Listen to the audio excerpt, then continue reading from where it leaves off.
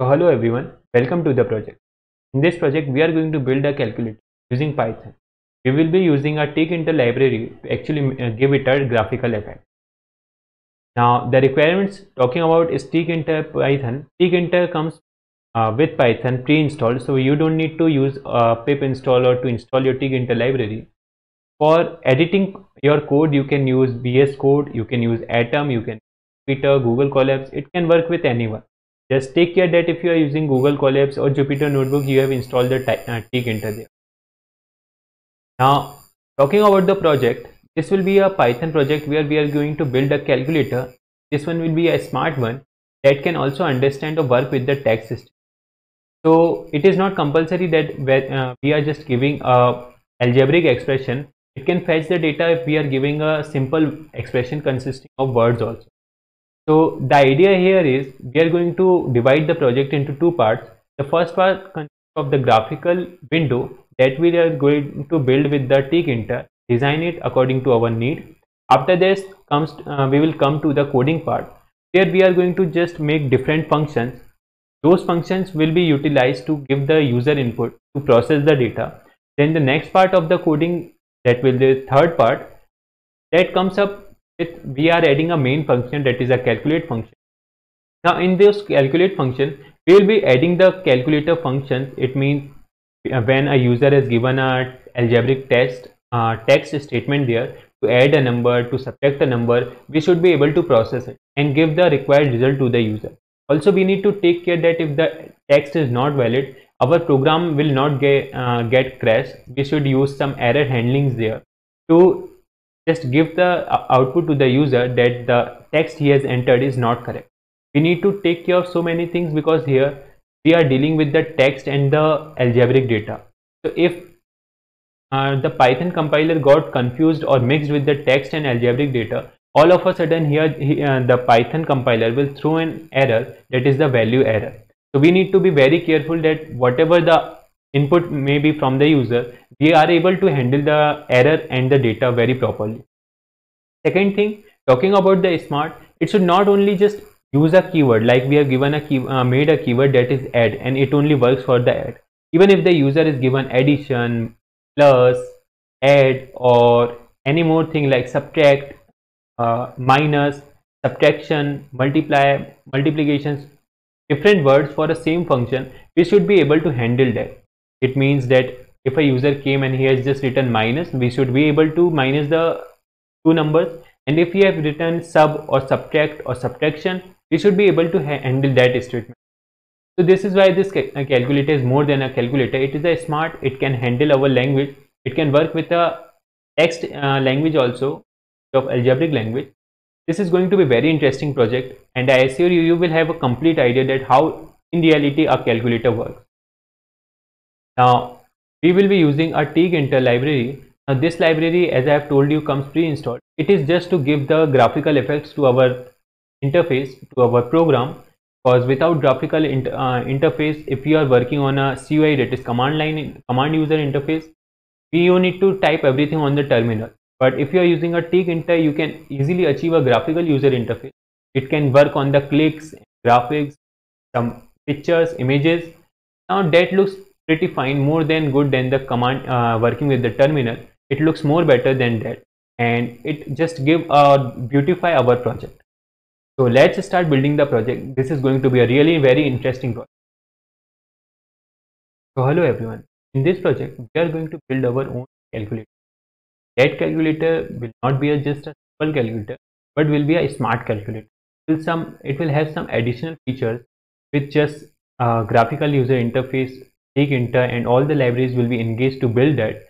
So it will just not be a simple calculator, but will have some additional features with it, and that we are going to build it and learn that what features we are going to add into it. But this project is really going to be very interesting.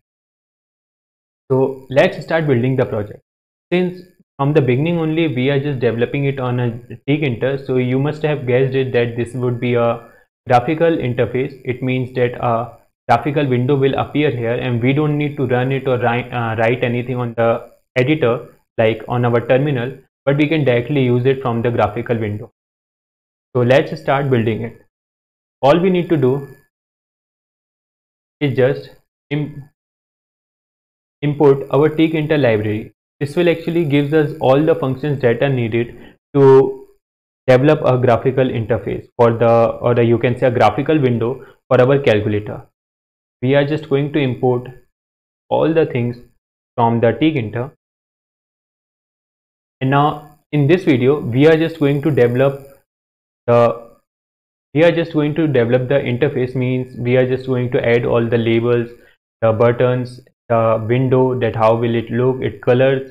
So this will not be a, this is more a designing part for our window instead of a, you can say, a coding part for the calculator. So first I am going to just create a variable for the tk instance.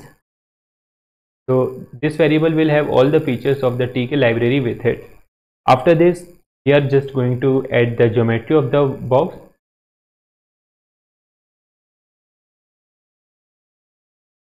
So here we have the geometry.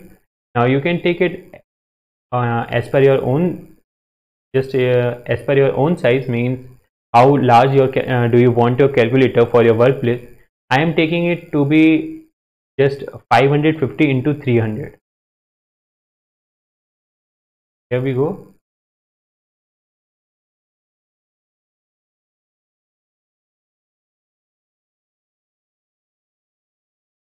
Geometry of the window means the window size will equal to be 550 300. You can just take a variable size whatever suits you best.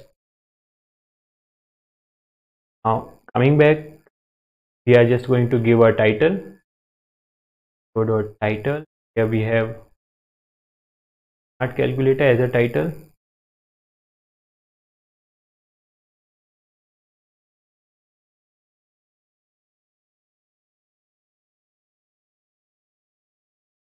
We got the title. After title, we are just going to give a configuration.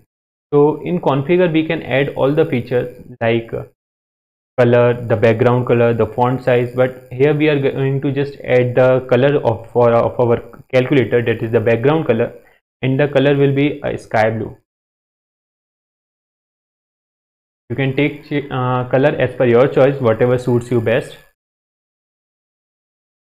Now we are going to add the labels here, whatever just we want to be displayed on the calculator, like the graphical window that we are having. We are going to add the labels here.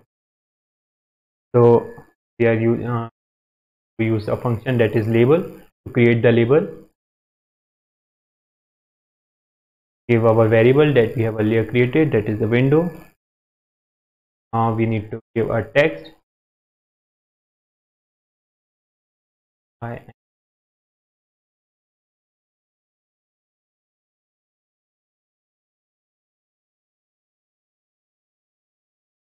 So here we got the text. Now we need to define the width. So width will be 20. Next thing, we are going to define the padding.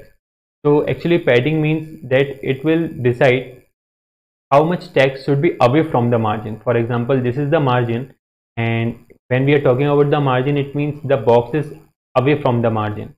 But when we are talking about the padding, it means how internally it is away from the margin. For example, you can say this cal.py is a somewhat away from the window. That is not, it is not touching the boundaries, but it is away from the window. So that is the feature of the padding. So if you don't know about the padding is all about that how your text is away from the boundaries.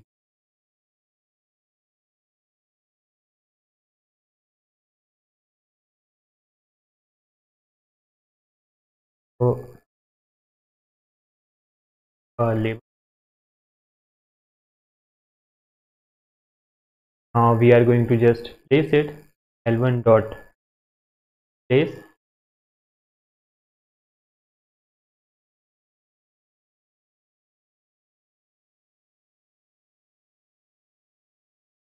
Equals to, I am taking now from this my first label would be start appearing.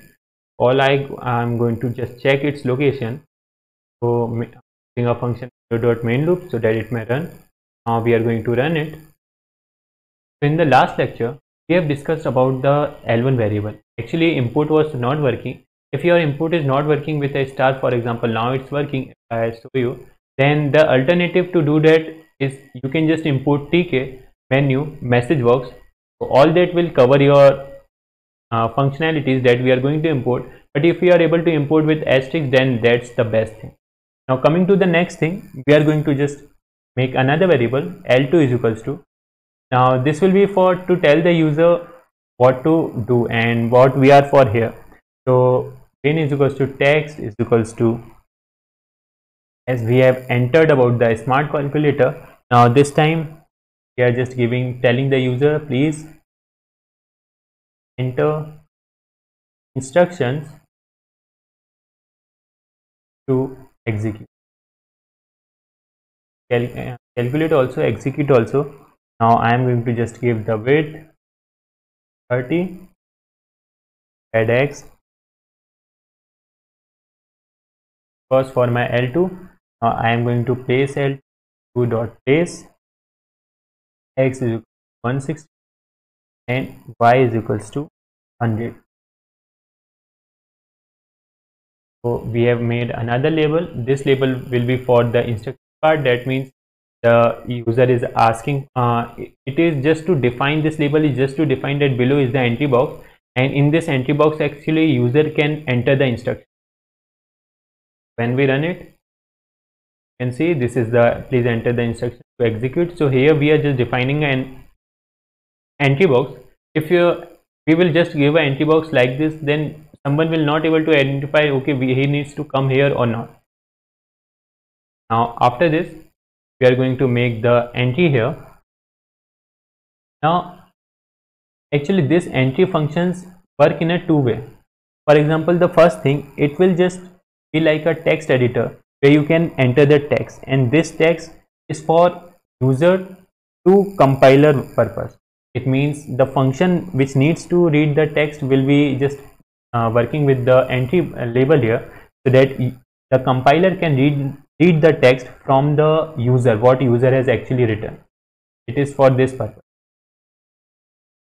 But the thing is, like first we will place it at 100 comma 140. Now we can actually write anything on this entry box. For example, if I wanted to enter anything, I can enter, but the problem is the compiler cannot read what is written in the entry box. It cannot, the compiler cannot identify that what is actually at the entry box, means what the user has written. Why? Because it does not have any variable to save the data. So we need to give a variable to this entry box where data can actually be saved, so that it can be processed by the compiler when the functions are called.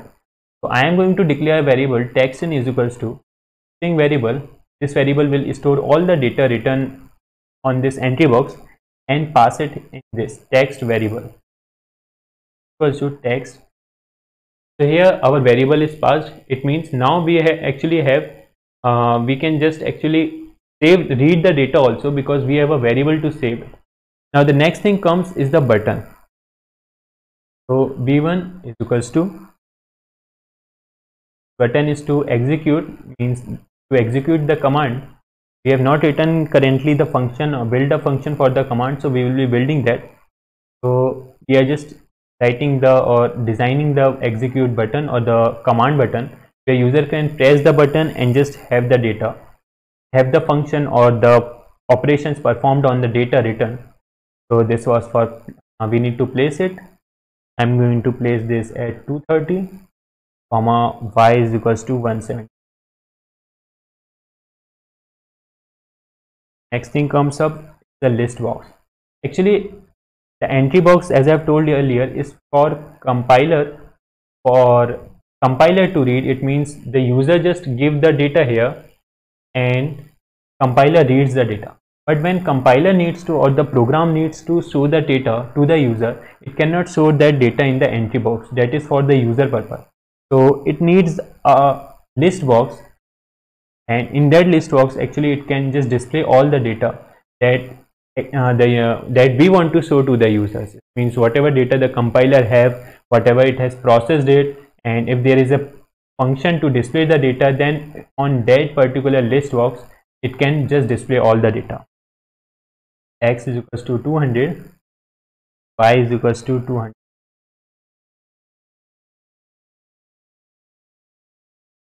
Save it and run it. Currently we have built two buttons. Here a execute button is added and a list box is added. We cannot write anything in the list box, it is empty, but we can write it everything on the entry box. This is our execute button. So in the next video we are just going to add all the functions needed to build the calculator. In the last video we have just done the designing part of our program. Tkinter means that whatever you want to display, you can display it on a graphical manner, but it will not process your data. So we need some variables or some functions to process our data. So in this video we are going to make all the functions that are needed for processing the data. First function, if someone wants to add, we need to just declare a add function here and add the particular numbers that is given to us and return them. So this will be our add function. Similarly, we need to create other functions also. For example, define subtract a comma b, return. We are going to just return a minus. Now the next function will be for the multiplication. At declaring multiply, we are returning a b. Multiply our data. And next is to define the division a comma b and divide the a divided by b. These are our four basic operations, arithmetic operations that we have just currently made. Now we need to add some two to three more functions. For example, define modulus a comma b. Now we need to return a modulus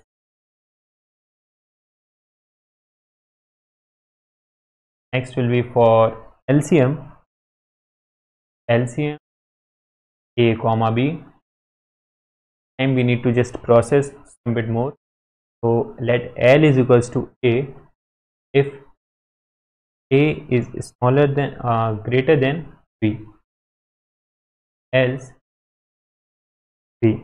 So it means we are just taking a larger number, that if a is greater than b, then we will assign a to the L, but if it is b that is the greater, then L will take that value.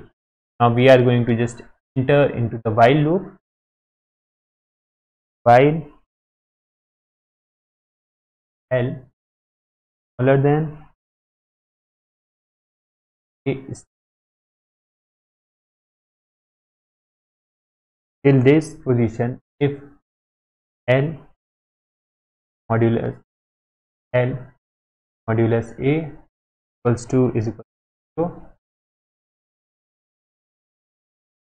L modulus b equals to 0. So we will return L, means that we have actually find out a number, that is the correct number. We have found out a number that is divisible for both of them.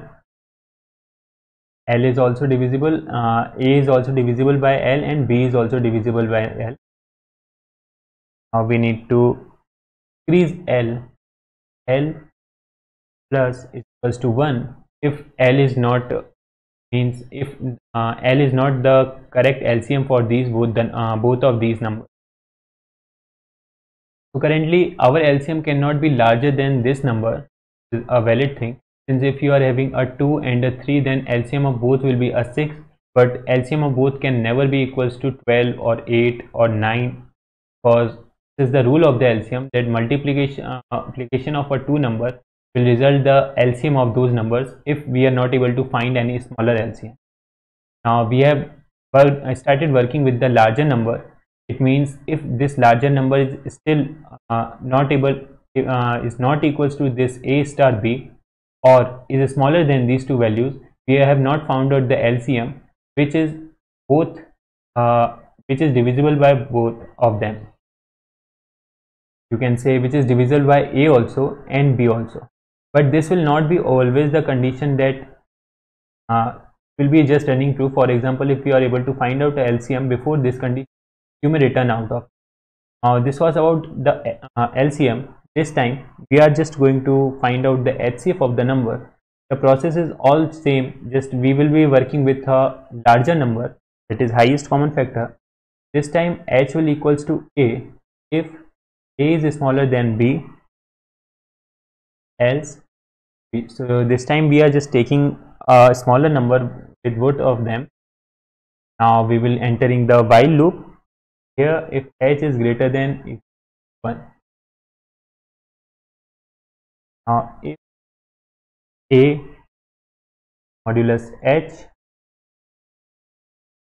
A modulus H equals to 0, B modulus H equals to 0, so we will just return H. Otherwise we need to reduce H. Since we are finding a number that is the highest common factor, so if you can see that if the numbers are 2 and 3, then their highest common factor will be 1 only. We cannot have a number that would be greater than the even smallest number also. The highest common factor can be a smallest number, but that, for example, if it is 2 and 4, then our highest common factor can be 2, but if it is 2 and 3, then our highest common factor will have only a limit of 1. So here we can go up till A star B, but here we can only go up till 1, cannot go below 1. So that's why these were the two simple functions about LCM and HCF finding the process, and this was about the basic arithmetic functions that we have declared. We will use these functions to execute our commands. Last lecture we have made the function that will be working to calculate all the required. Another thing comes up and run the program. What's the logic? If someone has written add 3 and 9, we should be able to execute 3 plus 9. If someone has written instead of add sum 3 and 9, the answer should not change. Neither it should show an error that such functions is not defined. And if someone has just written like given another thing, addition of 3 and 9, that also should give a same thing, that is about the 3. There are various names for a similar function. For example, there is a sub, there is section, there is minus. All these represent just a similar function, that is the subtract. Also you can say that is subtract, difference. So there are too many functions for just one single operation. We need to take care that all the functions are written correctly, means they should do their work smartly. Since our calculator is a smart calculator, so it should identify all these types of terms. So the conclusion is we need to add all these different names to a particular operations list. If our compiler just got in information, okay, this time subtract and this time minus, we should be able to handle this. So here we are just going to make an operation list, and now this list will be a key. So our first operation will be add, and this thing means add, the function that we have actually made. If the second term is addition, it also means add similarly.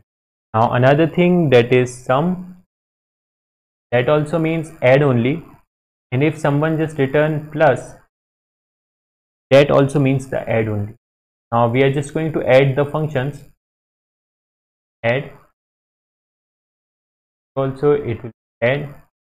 So this key will handle all the operations name for different name for the same operation, and this will be for add. Now this time it comes to for the subtraction.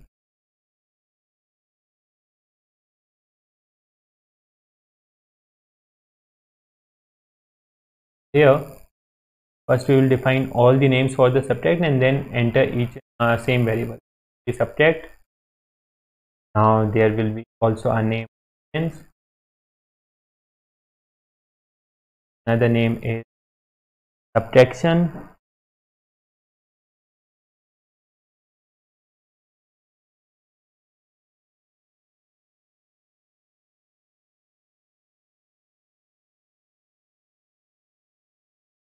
Add the same thing for all these functions. That function that we have actually copied.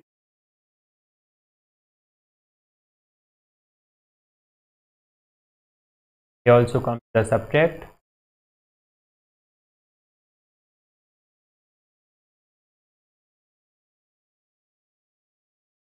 Now comes for the LCM.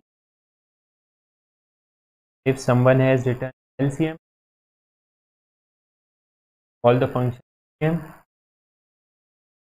then HCF. Everyone, I don't think that someone will write the full name, is least common factor and highest common factor. So we don't need to worry about that here. Product.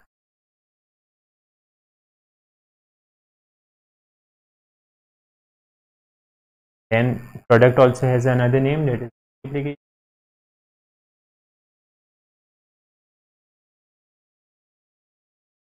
Also have one more name, that is multiply.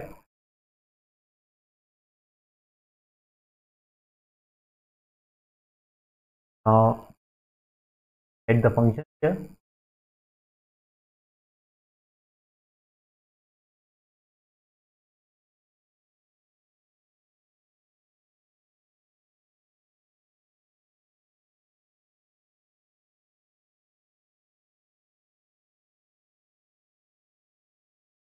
Same here, and the function that we have actually made was to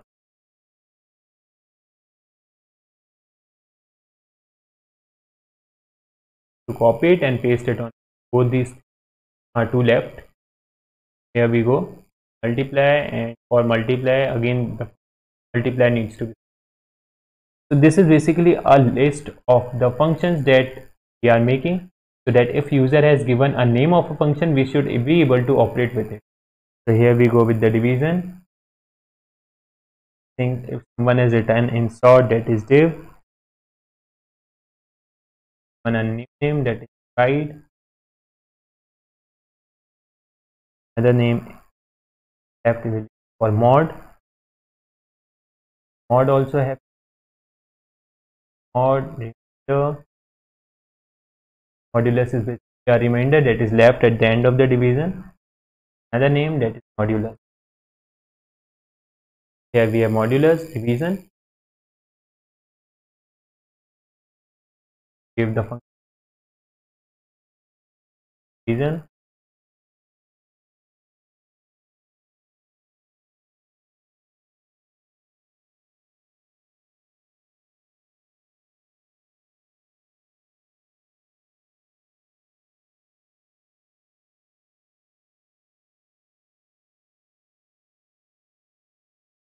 For mod, we have made another function, that is modulus.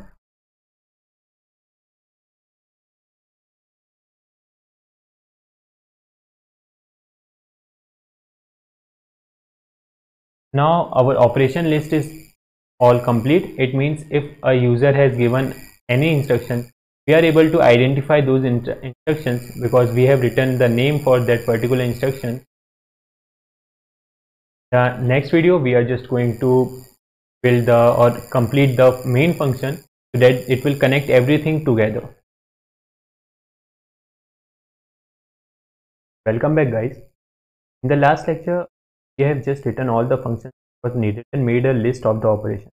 Now in this lecture we are just going to compile everything together to make the function work.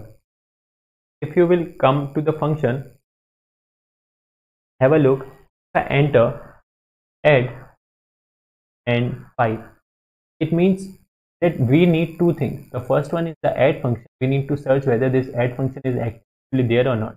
If someone has written adding, so this does not make a sense, and we should throw an error that the text you entered is not correct. Also, we need to extract this value. If you have a look at the variable that we have created, the enter side, it is the string variable. So that 3 and 5 is actually a string 3 and string 5.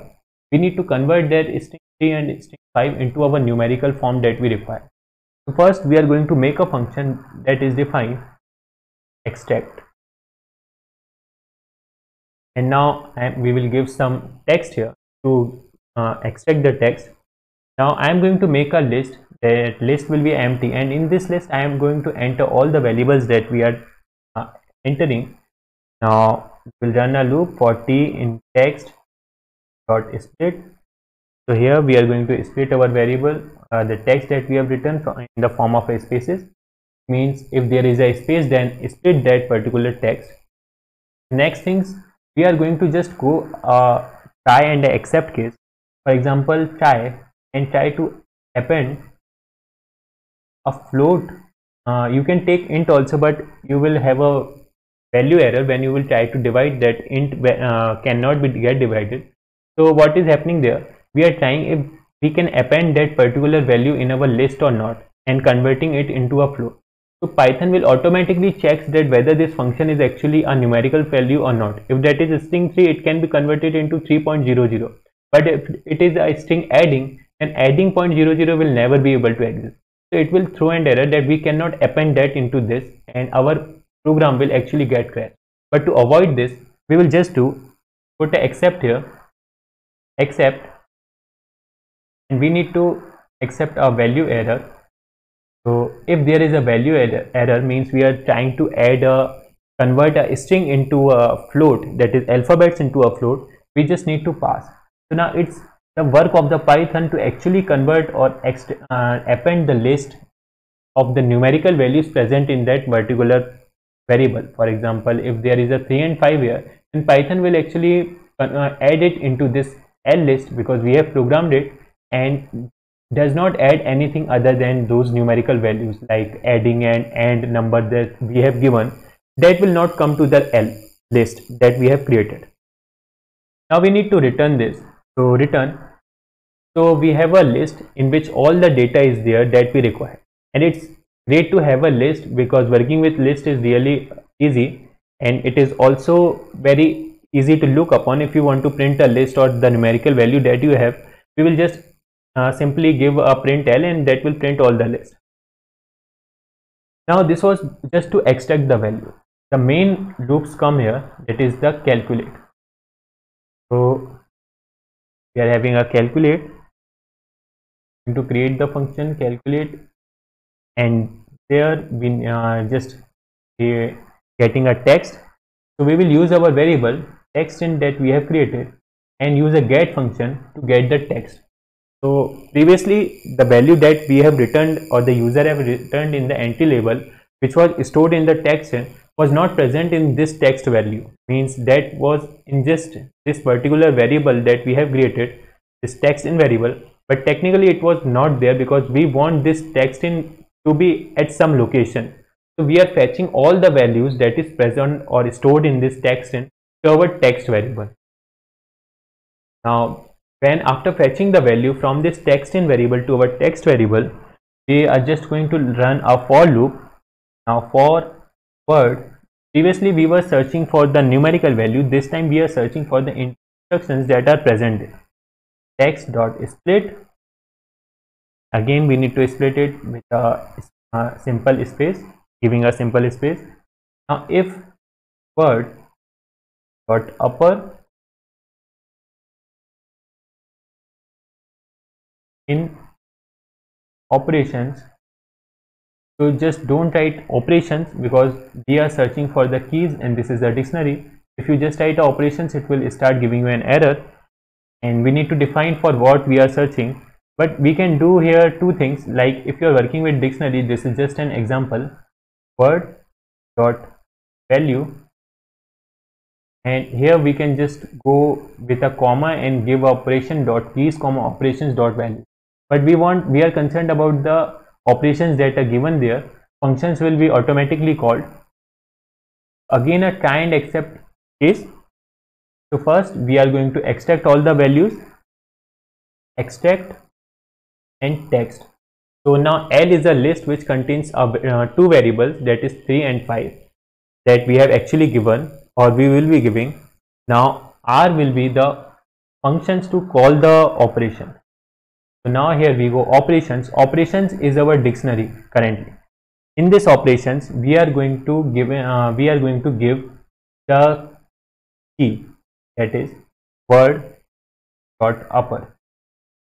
Now this will give us a particular value, that is add and multiply, and this particular value has some parameters. So those parameters are actually the two functions a and b, two variables a and b, and these two variables are present in our list.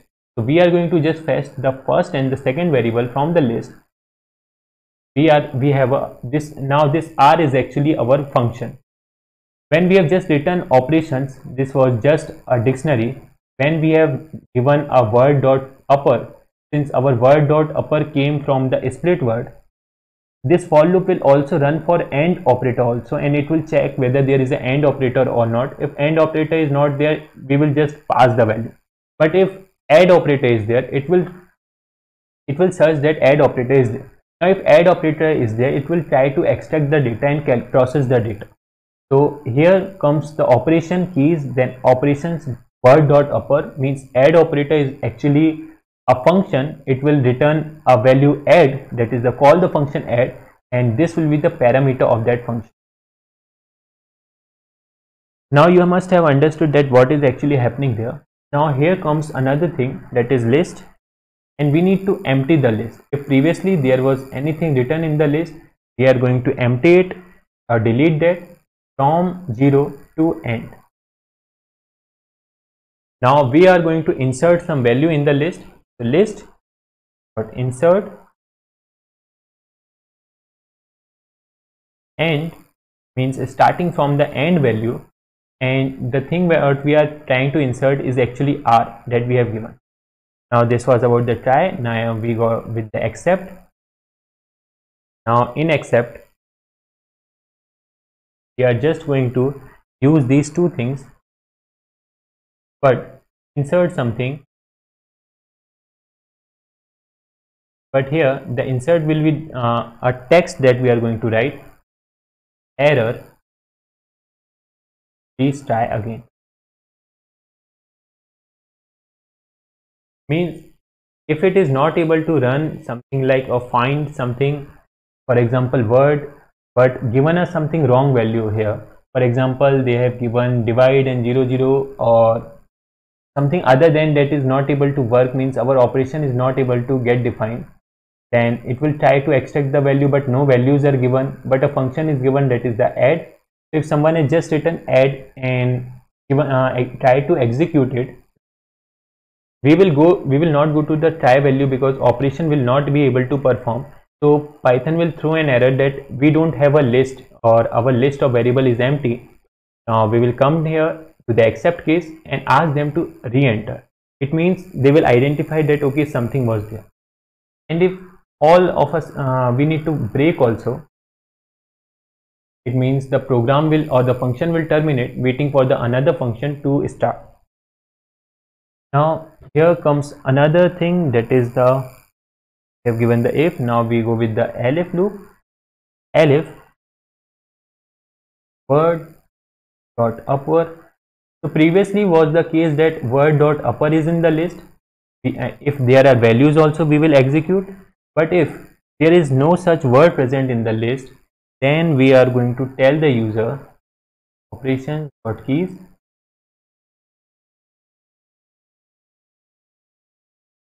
We are going to tell the user, write it, copy it and paste it here. Full V. So here we go.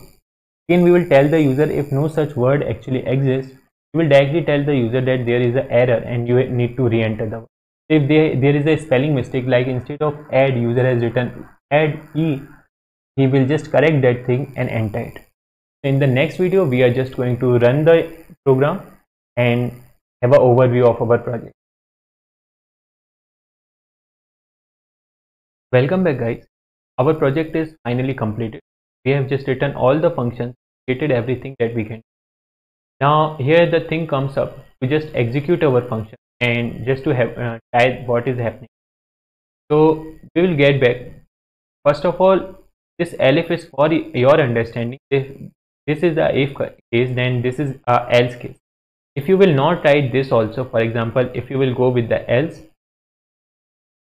there will be no impact on your program, because that else is definitely means that other than this if condition.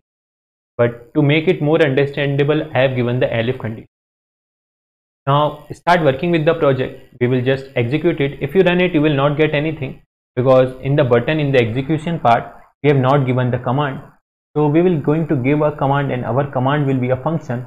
Whenever someone just hit the command, he will be able to run the function, that is the calculate function we have given here. So it's all time to run the function. Now let's start checking one by one. If I add 4 and 4, if I try to execute, it just give me 8 point. If I multiply 4 and 4,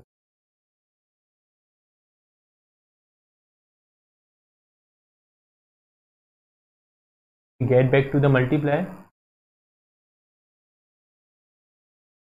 the operation keys that we have given. So here we have not given for the small multiply. If you want, you can give a small multiply. This is small multiply, that is the name of our function.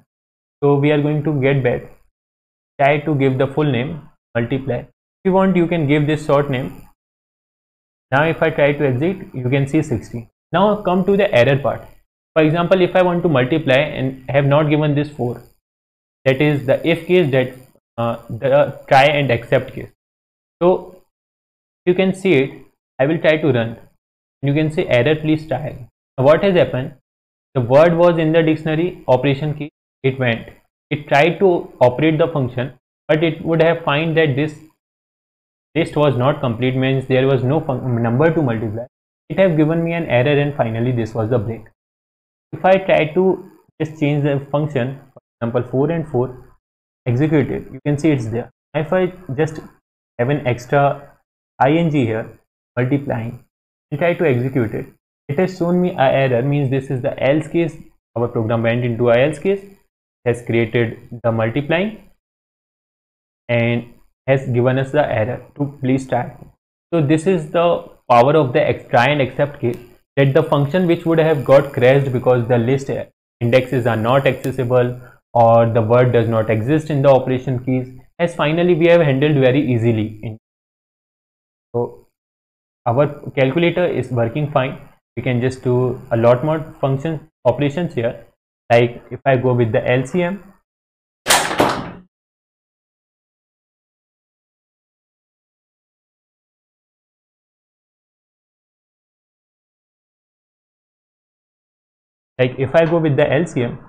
and just try to find an LCM of 4 and 8 and try to execute it, you can see I got an LCM of 8. But if I try to got the factor of HCF of 4 and 8 and try to execute, this time the highest common factor is 4. Now what will be the modulus of 4 and 8? Try to execute it. The modulus will be 4 only, because 4 is will be the remainder. So you can say if it is 5, it will be 6, and if it is 6, it will be 8. Now here is our calculator is working properly. Every functions are executable here. So our project, that is for the smart calculator, is finally completed.